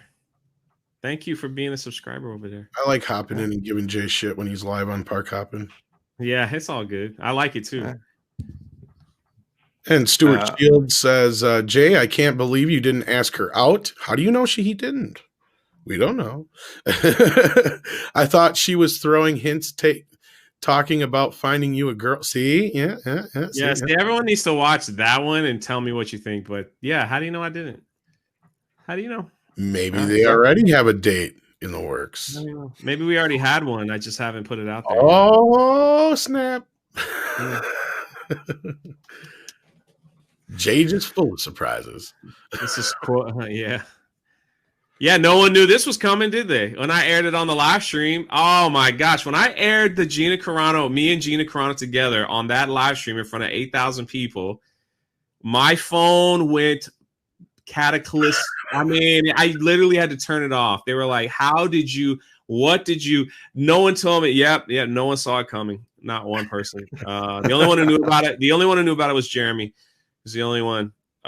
So there you have it. And listen, I think she is going to start reaching out to other channels that she has a list of. And so, like this wave will kind of fade out on my channel as she begins to show up on other YouTube channels. Our name on there. No, I'm just kidding. So Comrade Yuri says, Gina, how are you with dating? Drunk? I need an adult. Gina, I am an adult. Yeah, it's pretty much how the conversation went. She's practically throwing yourself at you, Jay. That's all I'm gonna say. Yeah, and you'd only have to compete with her ex, Henry Cavill. Yeah, just look at it this way. There's no competition because that's why X. Exactly. That's all I'm saying. Exactly. X. Yeah, it'll be a fun year. Well, it's certainly off to a pretty good start. I would say. All I know is you better get me Apollo Creed's autograph. No complaining. I got Sylvester Stallone's. I need Apollo Creed's. Yeah, I know, right? That would be amazing. Like, honestly, I think she would have a blast with the ladies on Toxic Femme. She would fit right in, I think. Yeah, I don't know how well she could go back to Hollywood after that, but I agree it would be a blast. But I mean, like, considering what she puts on her Twitter, I think she would fit right in with the ladies because they don't like no nonsense at all. Oh, absolutely. Yeah. We'll be on tonight, actually. At 9. Yes, so do check that out. Come back later tonight for Toxic Femininity. And then for more toxic stuff, come back, I guess, tomorrow for Star Trek Discovery. So, yay. Oh, boy. You expect me to get 2 videos done and watch that crap? Come back on Wednesday for Star Trek Discovery. So, I barely got one started here. We'll see. Yeah. Curtis D of Montana says, I want to share this with you, 3 and other Star Wars fans here. 3 and share this with you, 3 and the other if I could read. I get what you're saying. I was 9 when Star Wars A New Hope was released in 1977. It was one of my fondest memories of seeing it with my mom and dad at a drive-in. I think he's got more he's going to add to it. Let's see here.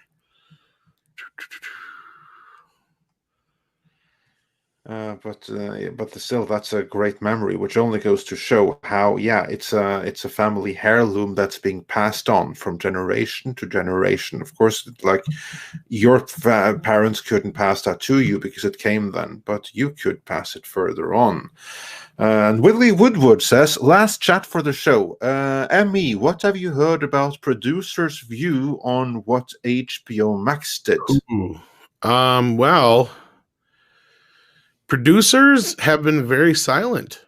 I think Script Doctor pointed this out as well.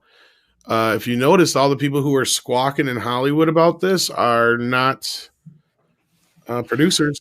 No, the people who are squawking about it are gatekeepers, actors, and the people that stand to lose on it. Producers are probably happy about it. Yes, because as Script just pointed out, a lot of these producers would kind of love if the superhero genre would go away. And not because they don't like it, but because it's so goddamn expensive. That's what they don't like. When every single movie has to have $100 million or better price tag on it, that's not a feasible type of. See, the way that the movie system has always worked is, yeah, you had these big movies, but it was all these little $2-3 million movies that would make you 40, 50, 60 to 100 or more $1 million that would pay for those other movies. And they don't have those movies anymore, on top of what's going on top of the theaters. I mean, right now, like, the producers are going to be more than happy to delegate superhero crap to television and move on with other kind of movies, because they would love to see budgets go way down, because the less a movie costs and the more it makes, the more money a producer makes and the better they look. Yeah, exactly. So you hear the people that have something to complain about. They're the loud ones, but you have a huge silent majority that I think are secretly all in favor of what HBO Max did. Yeah. And Ronan Medic 76 says, I'm on a delay, so forgive the out of context. Regarding Boba's armor, a knight in shining armor has never had his metal tested. I prefer the old. Yeah, kind of like what you were saying, Drunk. Yeah. So when you catch up to that, there you go. We agree.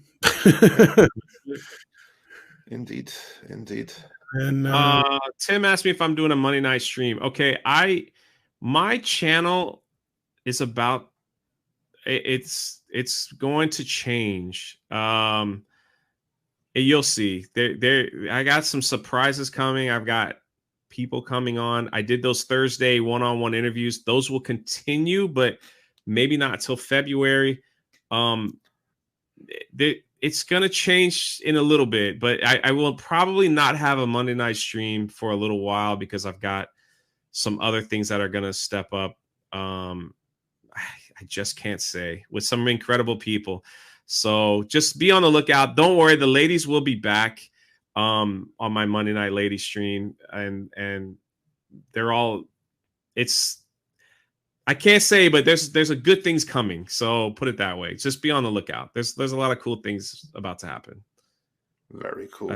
And Matt G does a super sticker, so thanks for that. And Alpha Omega Record says, Gina wants you, Jay. I'm gay, and girls tell me everything about their game. So take it from me.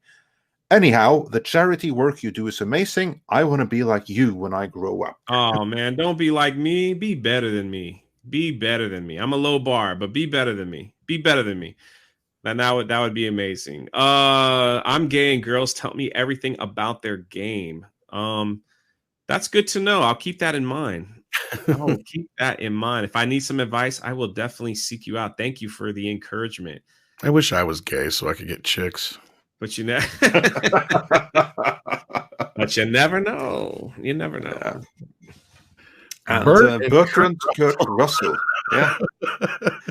says, like, what about high to D2? High to D2? That's cool. If you ever need a partner to your channel, and that's what you should call. Fun fact: I have never done weed in my life, ever. We need to change that, my friend. Stephanie Jensen, Smuggler's Cantina, that she also has her own channel, says those 7 minutes reminded us what Star Wars is about. Yep. And I mean, again, I've had some disagreements and a lot of different discussions about the whole situation, but one thing is clear, that it's a message that they are listening. They do care. At least John and Dave do, or at least John especially does. And again, the fact that they tried to erase Luke's legacy is, you know, and this happened. It's a big message to us. I think so. Yeah, very big. Absolutely. Absolutely it is. Tom, you want to take that one? Philip A. Demick says, I hate to bring politics to this, but the woke companies that abuse their customers receive the most PPP. Small companies are forced to shutter. Well, as we've been saying, like that woke trend, it's artificial and it's driven there for a reason. I'm not saying that's a good thing, but that's how it is. So that's sadly not surprising. And Joel Blom says, for 50 Swedish krona, tack så mycket, HBO Max situation will give producers a more predictable return on investment. Not the crapshoot/lottery it is now. Losing money will no longer be a risk. Yeah, that's again, there you see. Yeah, they'd rather risk, you know, like I said, $5 to $10 million on a little movie that could make hundreds of millions, rather than spend 100 or 200 million on a movie that might make them a couple bucks. Yeah, if it was up to the producers, they would all be making movies in the same style as Annabelle and The Conjuring, or even Insidious, like movies that cost single-digit amount of millions to make and that make double or triple-digit amount of millions back. That's the kind of movies that a producer wants to make because there's hardly any risk associated with it. And then not only that, in a post-pandemic /streaming world, all the money is going to be coming up front. So what you're going to want is a low-cost production, or at least after the fact is what I mean, like to where it's like you're going to want a low-cost production and you're going to want to be able to get the maximum amount out of these streaming services for your said production. Or if you're working within these places, the better producer you are and able to produce things on a lower budget, the more you're going to be able to pocket in the end. So it's like, yeah, it's a situation where the producers are definitely clamoring for this to go for a smaller, more direct to consumer situation. Indeed. So we shall see what comes of it. But if the HBO Max model is winning out, and we'll see over the course of the next year what happens with that, then the producers might get their way in the end. So yeah, but with that, I know we're going to be talking a little bit more about HBO Max in an upcoming editorial, and I'm sure things will be talked about as they get ironed out with all the theaters and situations and all that kind of crap. Other than that, I want to tell everybody to check out Drunk 3PO's channel because you are going to be dropping some more Gina stuff, but you've also got already a slew of content already for people to check out if you haven't already. He does great work, so do check that out. And you also have a book coming out, do you not? Yes, I do. Yes, I do. And Anna, the Star Wars girl, is doing some of the artwork. It's not a graphic novel or anything like that. It's I guess you'd consider it a young adult book. So it was supposed to drop this week, but it might be like 2 or 3 more weeks. The Indiegogo will drop, but yeah. So it's coming. It's going to be great, and I'm going to be on everybody's channel shilling it. So be ready to be asked over and over again. Perfect. We look forward to having you on to push that when times come for that. Yes, thank you. It's gonna be awesome. Well, I believe I have the link here for people to sign up for the. Yeah, if you get on the email list, I'm only gonna send out 1 email, maybe 2, basically saying that it's launched. And if you were on that list and you end up buying a book, you get a free gift, which I think is going to be concept art signed by Anna or me. Some of my concept art. People were asking for mine, which is I don't know why. It's like stick figures.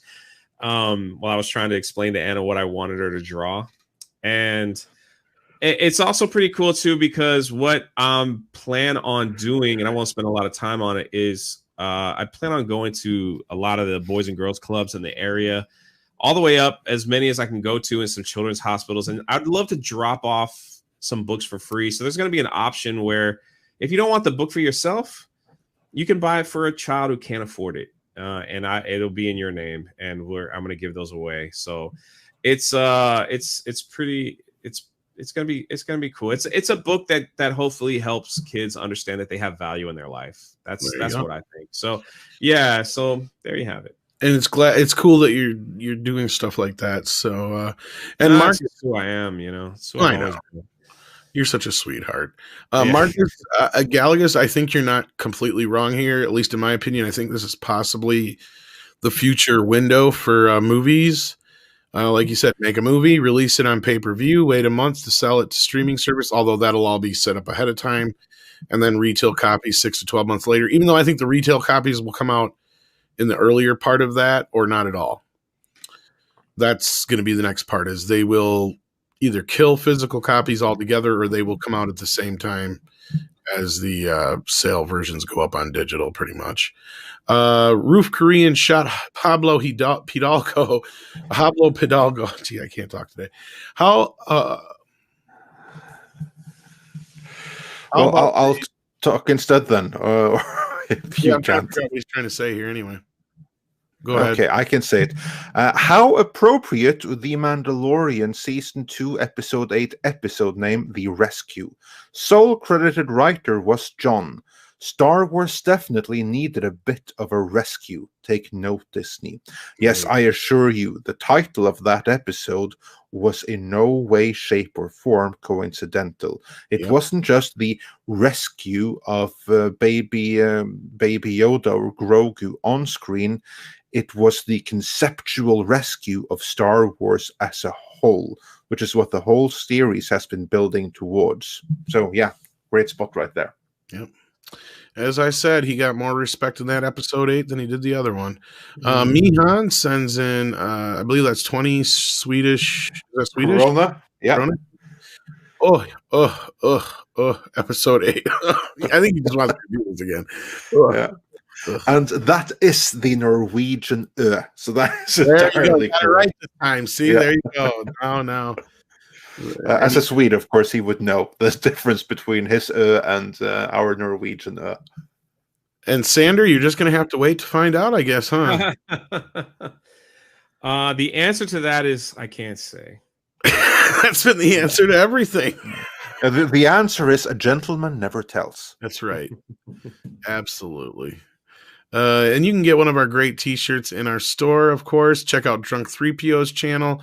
Again, we want to thank Drunk for coming on again. It's always a blast to get to hang out and talk to you. And it's so cool to see you have so much win thrusted upon you this last week. It's awesome. Appreciate it, man. Appreciate it. Thank you for inviting me. You deserve all the wins.